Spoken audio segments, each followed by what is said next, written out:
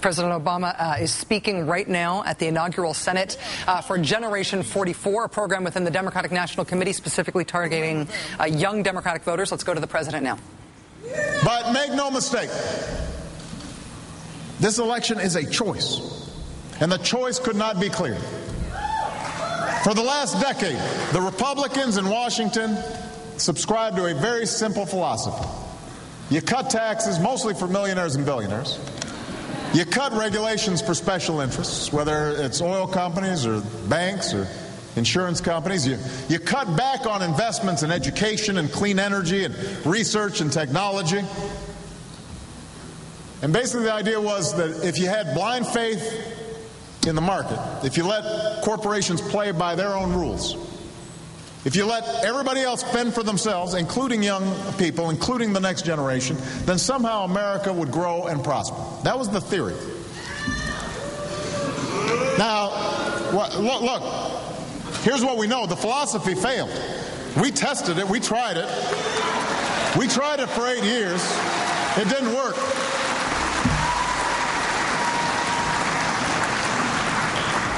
When they were in charge, job growth was slower than it's been in any decade since World War II. Between 2001 and 2009, middle-class incomes fell by 5%. This is when they were in charge. The cost of everything from health care to college tuition just kept on going up. A free-for-all on Wall Street led to the very crisis we're still digging out of today. And by the way, we went from record surpluses to record deficits. These are the folks who say that they care about wasteful spending. They took us from a surplus when a Democrat was in charge to big deficits when they were in charge. That's the truth. Those are the facts.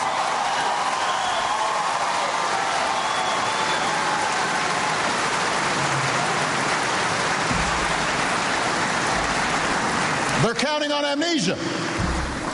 They think y'all forgot. So I've had two main jobs since I was president: to rescue this economy from crisis, and then to rebuild it stronger than it was before, so that you look forward to the 21st century as being the American century, just like the 20th century was the American century. And over the last 20 months, we've made progress on both these fronts. There's no longer a possibility of a second depression. The economy is growing again. Private sector jobs we've created for 8 consecutive months.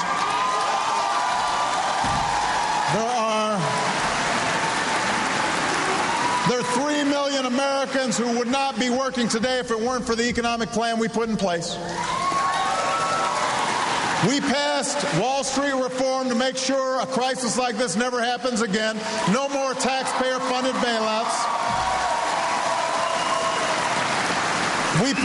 We set up reforms that'll stop mortgage lenders from taking advantage of homeowners.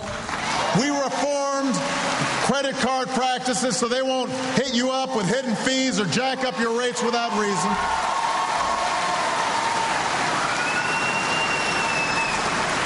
We've started investing again in American research, American technology, homegrown American clean energy, because I don't want solar plants or wind turbines or electric cars built in Europe or built in Asia. I want them built right here in the United States of America, because we're all about making it in America. President Obama speaking tonight to Gen44, which is the Democratic National Committee's program that concentrates on young Democratic voters. That speech happening live right now in Washington, D.C. Joining us right now is Eugene Robinson, Pulitzer Prize-winning columnist for The Washington Post and an MSNBC political analyst. Gene, thanks very much for being here. Great to be here, Rachel. So this week we saw the president speak at a big, rousing campaign-style outdoor rally, Madison, Wisconsin. Tonight now giving slightly less of a barn burner, but the barn is definitely still on fire, to young voters in Washington. Is this the president as get-out-the-vote motivator in chief? Yes, it is. I mean, it's a job that, from the Democratic Party's point of view, had better get done.